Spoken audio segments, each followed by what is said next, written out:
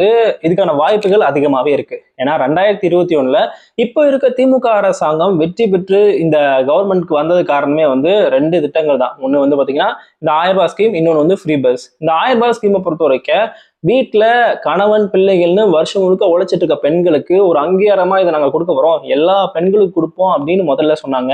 அதுக்கப்புறம் ஆட்சிக்கு வந்து 2.5 வருஷம் கழிச்சு எதிர்கட்சிகள்லாம் நிறைய கேள்விகள் கேட்டதுக்கு அப்புறம் தொடர் இழுபறிக்கு அப்புறமா இறங்கி வந்து தகுதியுடைய பெண்கள்னு சொல்லி ஒரு சில கிரைட்டீரியா தான் இதுக்கு செட் பண்ணி சில பெண்களை தேர்ந்தெடுத்து இப்போ வந்து மாசம் மாசம் 1000 ரூபாய் அக்கௌண்ட்ல வந்து வர வச்சிருக்காங்க. இப்ப கரண்ட்ல இந்த திட்டத்துல 1.3 கோடி பெண்களுக்கு மாசம் மாசம் 1000 ரூபாய் அக்கௌண்ட்ல வர வச்சிட்டு இருக்காங்க. சில நிறை குறைகள் இந்த திட்டத்துல இப்பவும் இருக்கதான் செய்யுது. 2.5 வருஷம் ஏன் கொடுக்கல அப்படின்னு இப்பவுமே எதிர்கட்சிகள் ஆளும் அரசு நோக்கி வைக்கதான் செய்யறாங்க. ஆனாலுமே இந்த 1000 ரூபாய் ஸ்கீமால பயனடைந்த பெண்களுடைய ஆதரவு திமுகவுக்கு அதிகமாவே வந்து சேர்ந்திருக்கு இந்த திட்டத்தினால.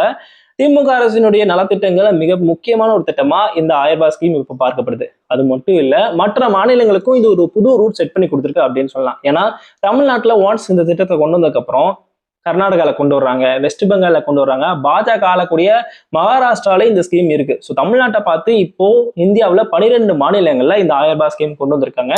இதுல மகாராஷ்டிரா மற்றும் சில மாநிலங்கள்ல தேர்தல் வரும்போது இந்த 1000 ரூபாய் அமௌண்ட்டை இன்க்ரீஸ் பண்ணியிருக்காங்க. அதாவது தேர்தல் வரும்போது நான் இந்த 1000 ரூபாய் அதிகப்படுத்தி கொடுக்குறேன்னு சொல்லி மகாராஷ்டிரால பார்த்தீங்கன்னா 1500 வரைக்கும் இன்க்ரீஸ் பண்ணதா சொல்றாங்க. அதுக்கப்புறம் வந்து ஜார்க்கண்ட் அரசாங்கம் வந்து இன்க்ரீஸ் பண்ணதா சொல்றாங்க.